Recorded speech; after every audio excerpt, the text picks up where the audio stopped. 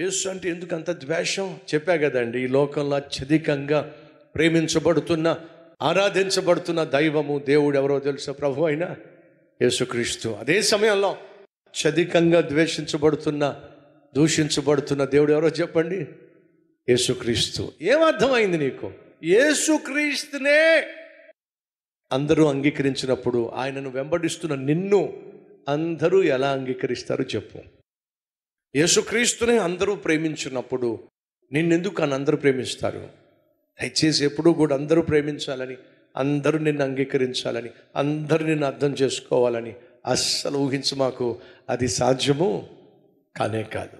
పైపెచ్చు నువ్వు ఎంత ఆత్మీయంగా జీవించినా, ఎంత ప్రేమను పంచినా, నేను అపార్థం చేసుకునేవాళ్ళు, ఆడిపోసుకునేవాళ్ళు, అసూయపడేవాళ్ళు, అనుమానించేవాళ్ళు, అవమానించేవాళ్ళు ఎప్పుడు తారసపడతారే ఉంటారు.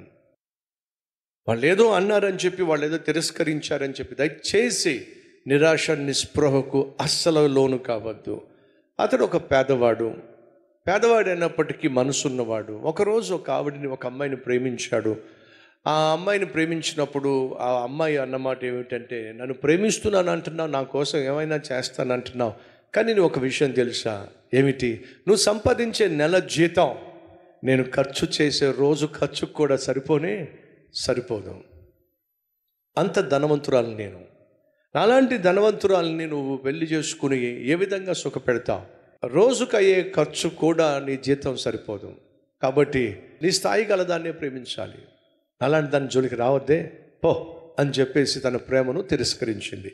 ఇప్పుడు తాను ప్రేమించిన అమ్మాయి తనను తిరస్కరించింది అని చెప్పి తాను డిప్రెషన్లోకి వెళ్ళిపోవచ్చు, పిచ్చోడైపోవచ్చు, ఆఖరికి తనకున్న చదువునో లేక ఉద్యోగానో విడిచిపెట్టేసి దేశదిమ్మరి కావచ్చు.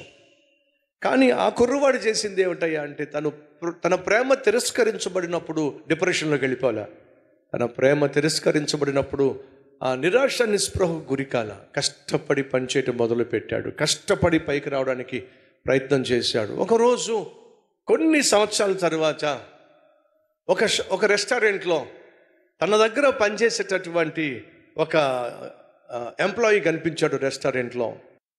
ఆ ఎంప్లాయీ కనిపించేసరికి ఆ ఎంప్లాయీ గబగబా వచ్చి, సార్ మీరు ఇక్కడికి వచ్చారండి సార్ రెస్టారెంట్కి అని అంటే, ఏదో కాస్త తినాలనిపించింది వచ్చానంటే, సార్ మీరు రెస్టారెంట్కి రావాల్సిన అవసరం ఉంది సార్, ఒక్క మాట చెప్తే ఎంతమంది మీ ఆఫీస్కే మీకు కావాల్సినటువంటి ఫుడ్ తీసుకొచ్చేవాళ్ళు కదా అని చెప్పి పక్కనే ఉన్న భార్యని పిలిచి, ఒకసారి ఇట్రా అని చెప్పి పిలిచాడు. పిలిస్తే ఆమె ఇతను చూసింది, అలాగే ఉండిపోయింది. ఏంటి అలా చూసి ఉండిపోతావేమిటి? ఎవరో తెలుసైనా కోట్ల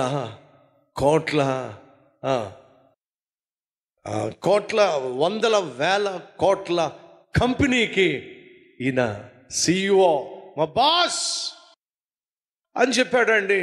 పక్కనే ఉన్న భార్య నిశ్చేష్టులైపు అలా ఉండి చూస్తూ ఉందండి. అలా చూస్తావేమిటి?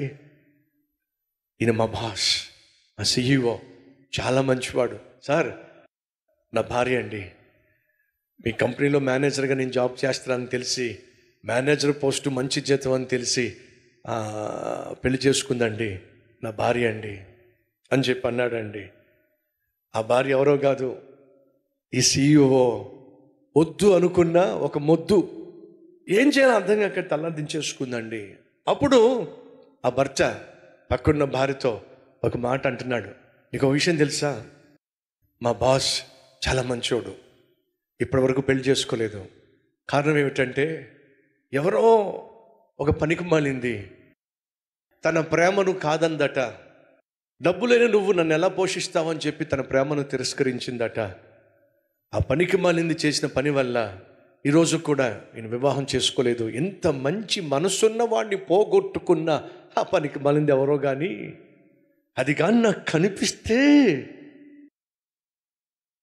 అర్థం చేసుకోవాల్సిన వాస్తవం ఏమిటంటే, ఈ కుర్రవాడు తన ప్రేమను ఎవరో ఒక అమ్మాయి తిరస్కరించిందని పిచ్చోడుగాల, తన ప్రేమను కాదందని చెప్పేసి తన పనిని, తన బాధ్యతలను పక్కన పెట్టలా, దాన్ని అవమానంగా తీసుకోవాలా. కానీ ఏం చేశాడు? కష్టపడి పైకొచ్చాడు, కష్టపడి ఉన్నతమైన స్థితికి చేరాడు. ఎవరైతే తిరస్కరించారో తల దించుకునే విధంగా చేశాడో, సహోదరులు సహోదరిలో మీ జీవితంలో మిమ్మల్ని తిరస్కరించే వాళ్ళు ఉంటారు, మిమ్మల్ని చిన్న చూపు చూసేవాళ్ళు ఉంటారు. చదువుకుంటున్న నిన్ను చూసి చదివేల బోర్డు చదువులు, వానాకాలం చదువులు అని చెప్పేసి నీ చదువులని నిన్ను చిన్న చూపు చూసి హేళన చేసేవాళ్ళు ఉంటారు. నువ్వు చేసే చిన్న ఉద్యోగాన్ని చూసి నీ ఉద్యోగాన్ని హేళన చేసేవాళ్ళు ఉంటారు. నీకున్న ఆత్మీయతను బట్టి హేళన చేసేవాళ్ళు ఉంటారు. నీ వ్యక్తిత్వాన్ని బట్టి హేళన చేసేవాళ్ళు ఉంటారు. సరిగా నువ్వు మాట్లాడలేవని, మాట తీరు బాగుండదని, నత్తిగా మాట్లాడతావని, నీ మాట తీరును బట్టో, నీ రూపురేఖలను బట్టో, నీ చదువును బట్టో, నీకున్న పేదరికాన్ని బట్టో తిరస్కరించే వాళ్ళు ఉంటారు, హేళన చేసేవాళ్ళు ఉంటారు. అలా వాళ్ళు నిన్ను హేళన చేస్తున్నప్పుడు, తిరస్కరిస్తున్నప్పుడు, గేలి చేస్తున్నప్పుడు, చిన్న చూపు చూస్తున్నప్పుడు, న్యూన్యతా భావంతో, ఇన్ఫీరియారిటీ కాంప్లెక్స్తో నువ్వు మరింతగా కృంగిపోయి, నిరాశ నిస్పృహకు లోనైపోయి, లేనిపోని రోగాలు కొని చేసుకొని డిప్రెషన్లోకి వెళ్ళిపోయి చచ్చిపోవచ్చు. లేదా ఎవరైతే నిన్ను తిరస్కరించారో, చిన్న చూపు చూశారో, వారు సిగ్గుతో తల దించుకునే విధంగా దేవుని సహాయంతో ఉన్నతమైన స్థితికి నువ్వు రావచ్చు. అది దేవుడు కోరుకుంటున్నాడు. తమ్ముడు వింటున్నావా? చెల్లి వింటున్నావా? ఈరోజు ఈ మాట దేవుడు నీకే చెప్తున్నాడో.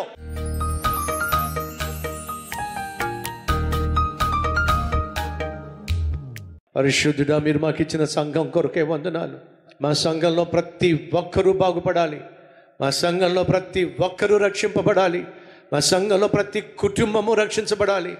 రక్షించబడ్డమే కాదయ్యా, లోకానికి వెలుగుగా జీవించాలి. నశించిపోతున్న వారిని, దురలవాట్లతో బానిసైన వారిని నాయన బాగు చేయగలిగిన నీ సన్నిధికి నడిపించి, వారును బాగుపడి, వారి కుటుంబాలు కట్టబడి, యవన బిడ్డలు భవిష్యత్తు నాయన చక్కని మార్గంలో నాయన చెక్కబడులాగున సహాయం చేయి. మా సంఘంలో గొప్ప సేవక సమూహాన్ని లేవనెత్తండి. ప్రతి కుటుంబంలో నుంచి నిన్ను సేవించే ఒకరిని తీసుకురండి నాయన. పరిశుద్ధులందరినీ కూడా ఆశీర్వదించి దీవించి పంపమని యేసునామం పేరట వేడుకుంటున్నాం తండ్రి, ఆమేన్.